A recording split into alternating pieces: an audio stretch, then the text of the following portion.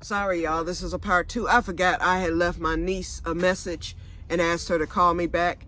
And I totally forgot about that. And guess what? She called me back. That's why we got cut off.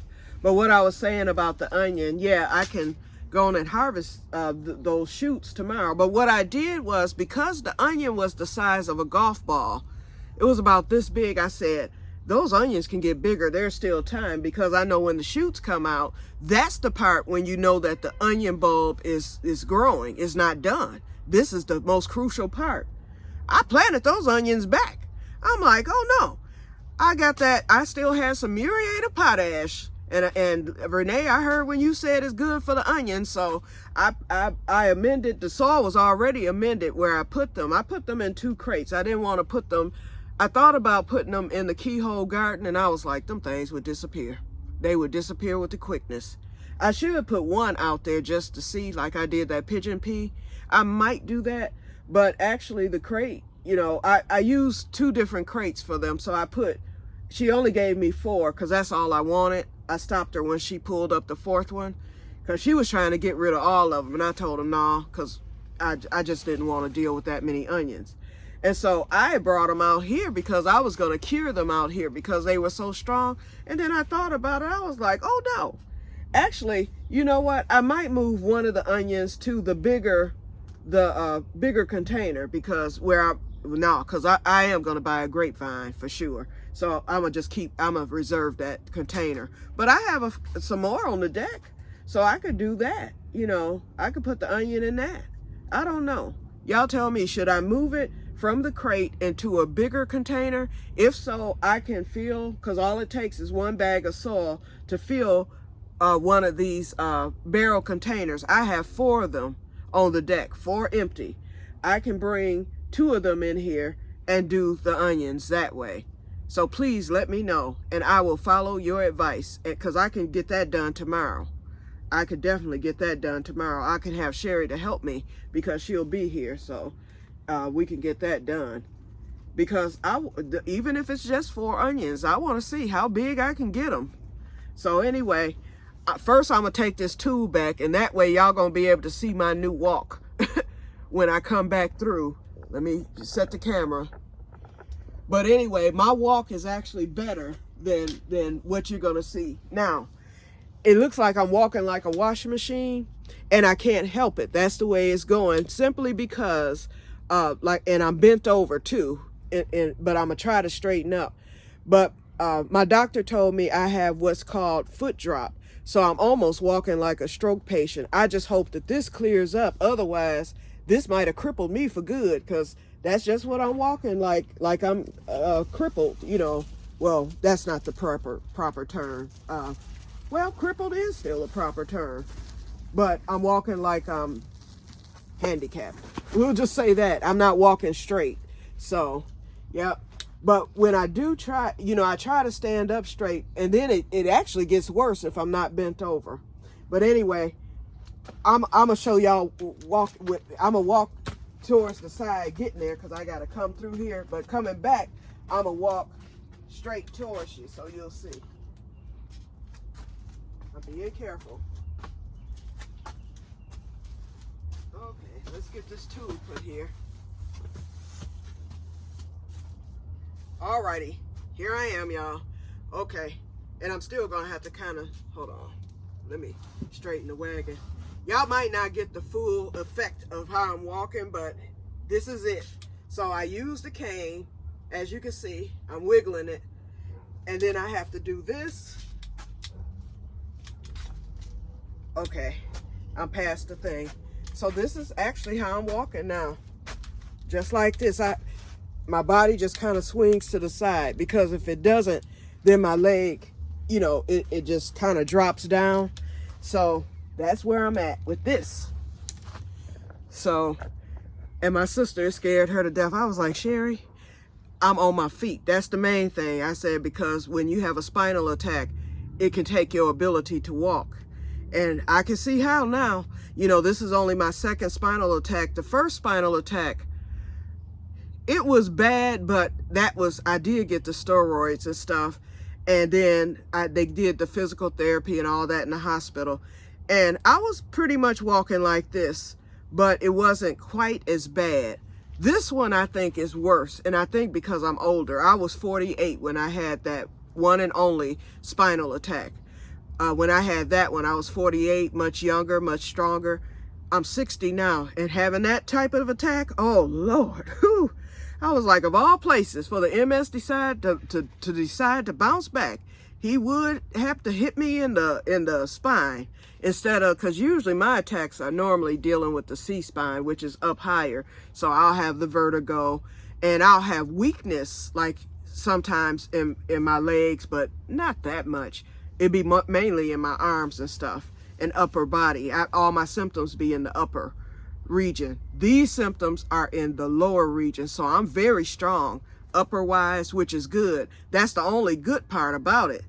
But the lower part, I'm not weak in the legs. It's just that the symptoms are there in the legs. I've had the pain. My gait is off. That's what he called it, G-A-A-T, gait. That's off, and it's causing me to walk in the manner of that which I'm walking. But like I said, he wants me to keep moving. So let's get up again. And so I'm gonna show y'all the stuff, and then y'all can let me, when I show you the onions, you can let me know, do you want it in, see this? I have 4 more of these, and I think that might be better for the onions because it's so much bigger at the top. So, you know, that's my thought. But let me know if you think it's okay. If you think it's okay in the crate, I'll just leave them there. But I don't know. It seemed like I could hear Diana's voice saying, I think your bulbs will get bigger if you put them in something bigger, or the ground. I can hear you, Diana, okay? Okay, let me get up from here. Now y'all get to see how I get up. So I use my hand, and y'all know I got special chairs. I found those chairs on the side of the road. One is in my bedroom, and I think y'all have seen the chair. And then one is in my living room. It's that chair that sits up against the wall. That black chair that's always full of junk. And then I have that prayer shawl that belonged to my mother on the back of it, draped on the back, that chair. I got that chair because, and this is so weird. First of all, someone had put them out to the curb, and those chairs were beat up, but they looked good and sturdy. I stopped my car, and it was on a busy street too, so believe me, I had to dodge cars and everything.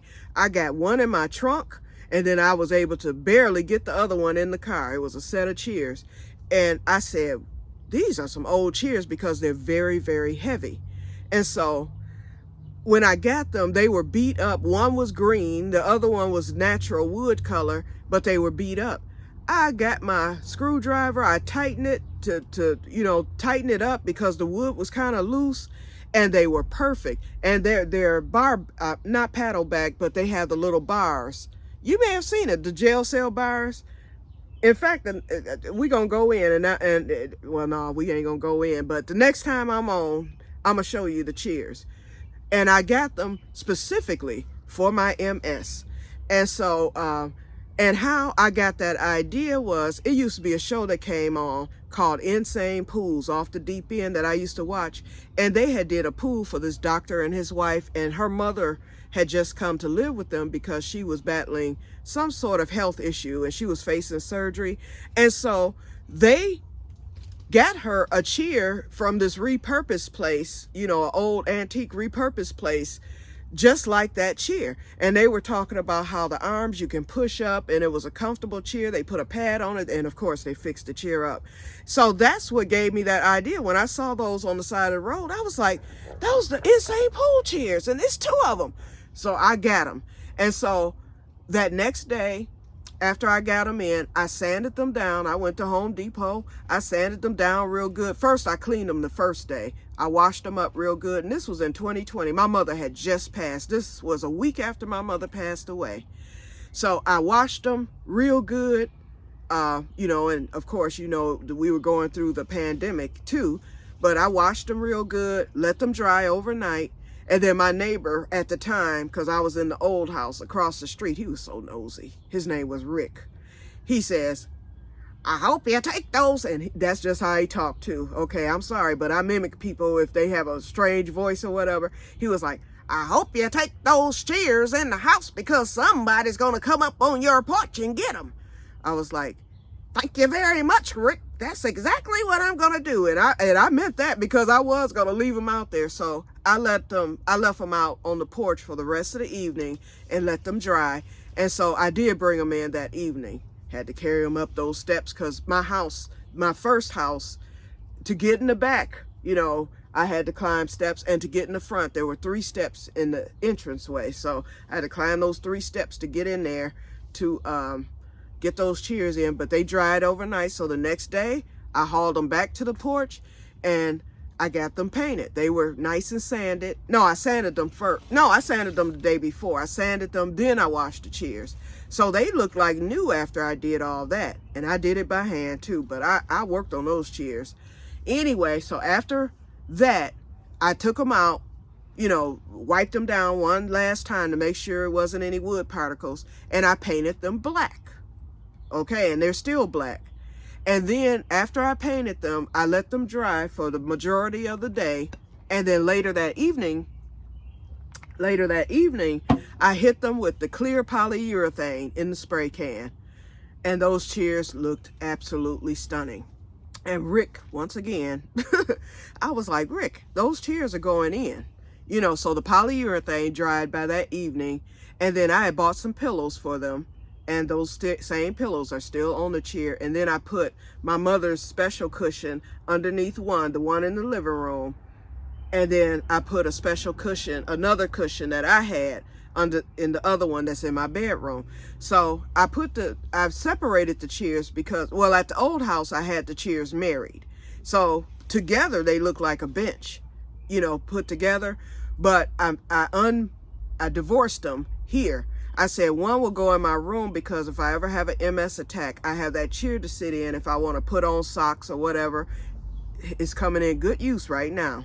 And then I had it in the other one in the living room in case I need to sit in there. So when I had physical therapy last year, he used that chair. He's like, I want you in the chair and off the couch. And so that's what I'm doing now. I'm using the couch, but I'm also using the chair. So it's coming in handy. I'm so glad I got it. And it has the arms on it, and the arms are kind of wide, so I can rest my arms, but the arms are great for pushing up.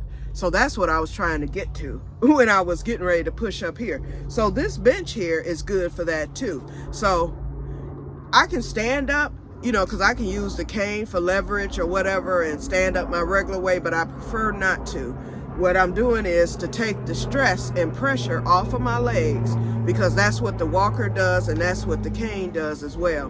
But I don't want to put pressure on my legs if I don't have to. So I grab the arm right here on the bench, and then I use the cane and then with the walker, I don't do it. I just use the chair. But when I have the cane, I use the cane, level that on the ground, look to see where I'm going, keep my feet flat, because I want to lift up from the knees, not the back. You know how most people, we just get up, okay? But I have to be careful now. So I put the cane down, have my arm here, and come up like that. Okay, so now we're getting ready to go to see everything. You can even hear how I'm walking. Okay, first of all, I planted this on yesterday. I knew these suckers, they were in bad condition, so I'm taking them off right now.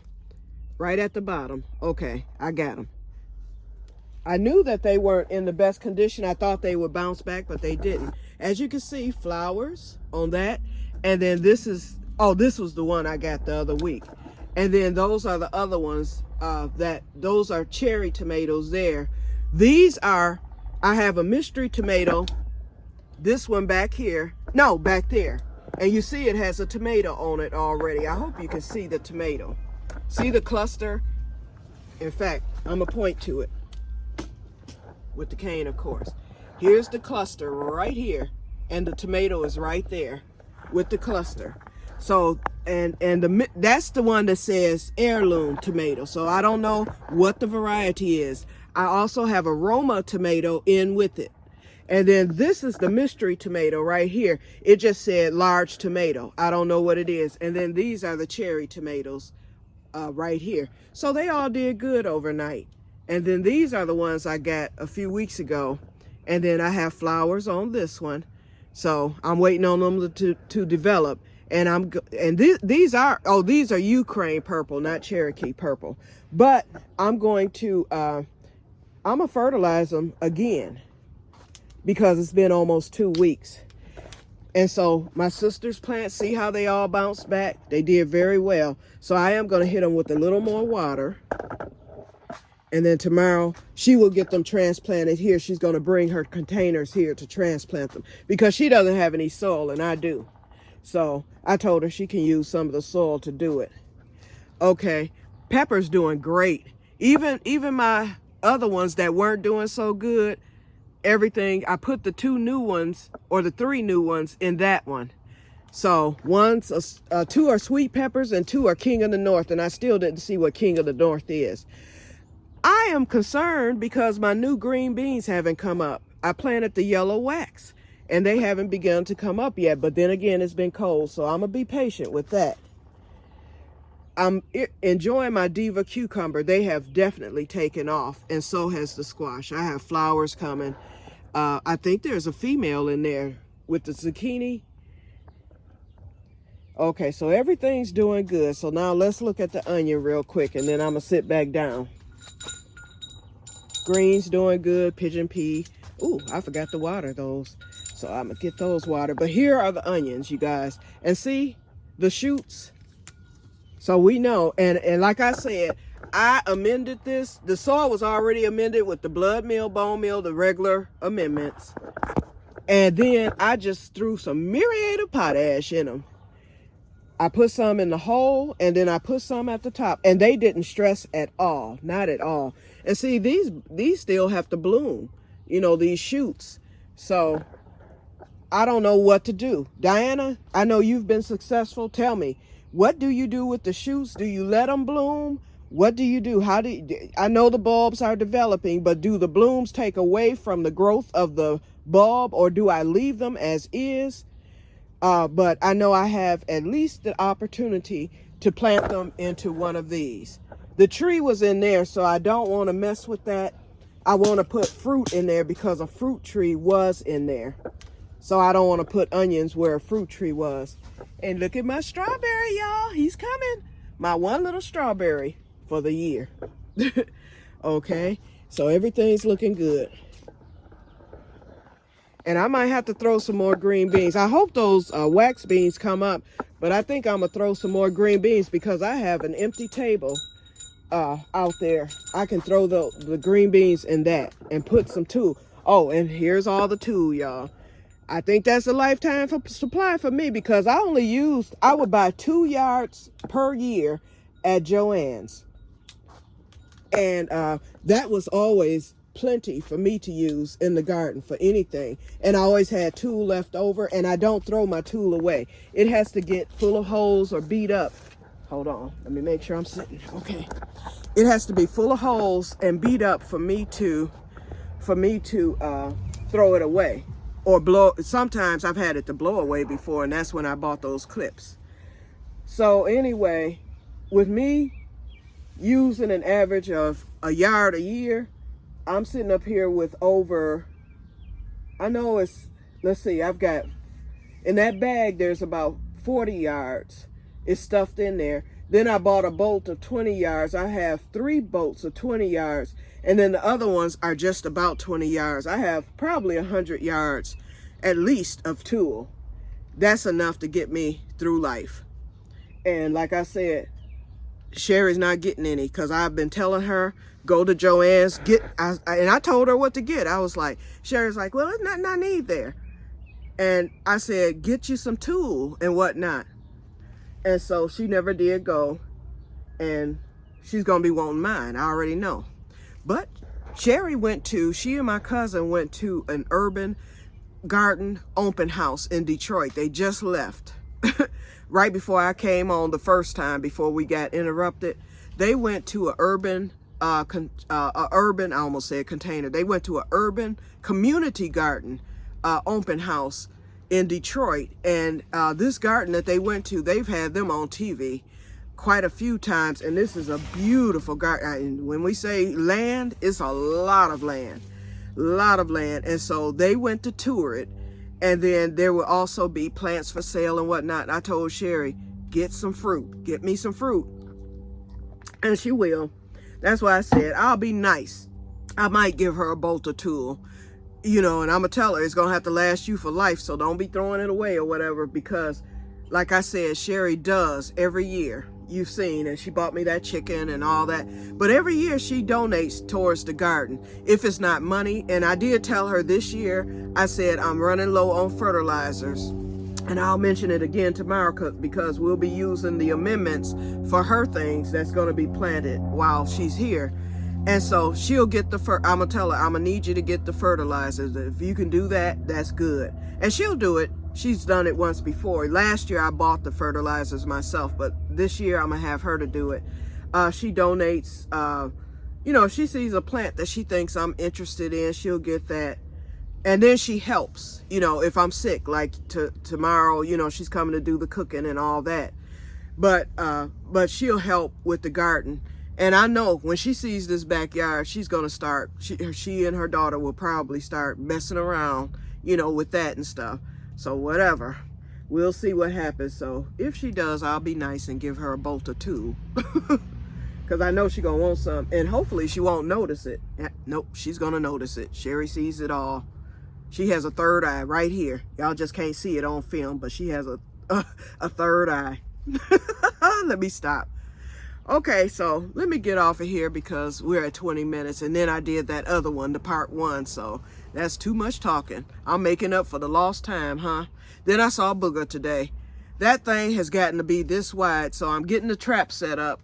I'm going to put some apples in the trap, and I think you all saw the trap that Emily brought me. It's probably 3 times the size of the other trap. So Booger will be caught this week now that I know he's there. And so he just came on out the hole, went around the brick, and next thing I know, all this meat. I'm like, this thing is huge. And so I didn't bother him. I was like, have your fun, Booger. I did put the bucket over it, and he'll knock that over, I know. But he can have his fun this week, and then next week, we're down to business. To the upper room he shall go. Well, nope, I'm not going to kill him. What I'm going to do when I catch him, because he's so doggone big, I would be scared.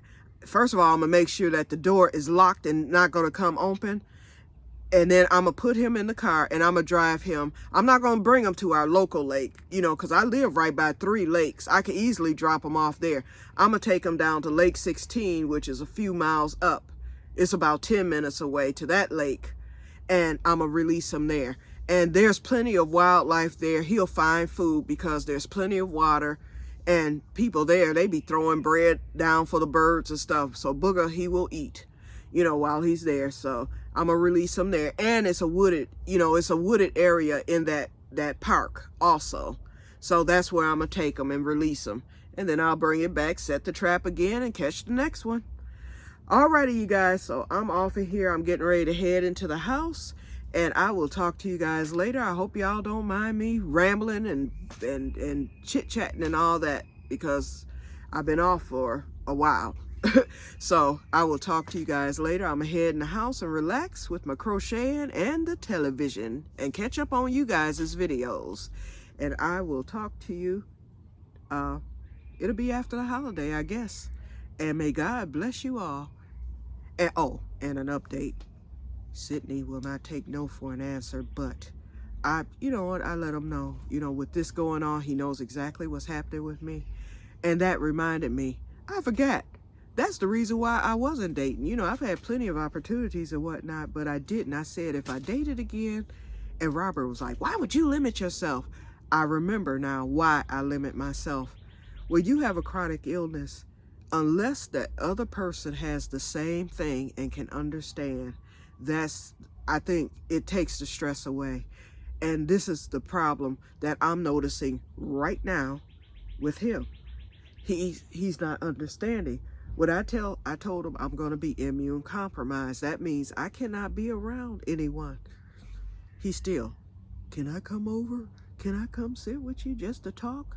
Blah, blah, blah. I was like, no, because, And so then he just got over the flu himself, so I know.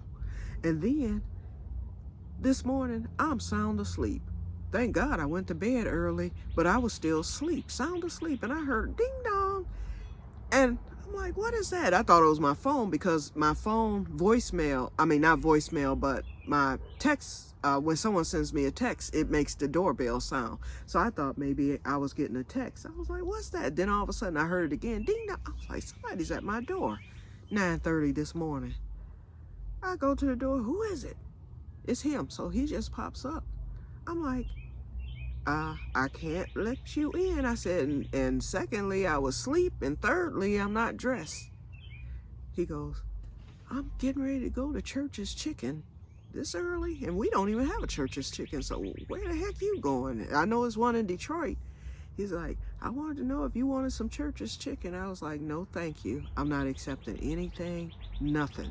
He's trying to get in, and I just can't do it right now. Okay, you guys, I just can't do it. I mean, it would be nice. I'm quite sure it would be to my advantage, you know, because he's offered to help with things and whatnot. But I just cannot do it right now. I have to concentrate on recovery and trying to get myself better. So maybe later, perhaps, once the attack is over, but I just don't want to go through all that. And so I'll go back to my little site. I just haven't been to it in a while.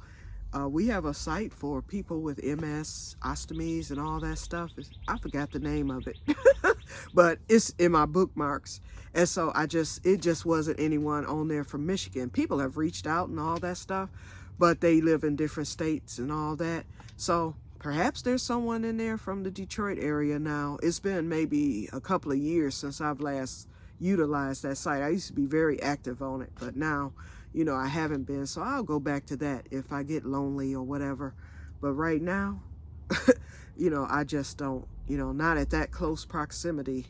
No, because if I open that can of worms, it's going to just get worse, and I don't need the stress. I need to recover.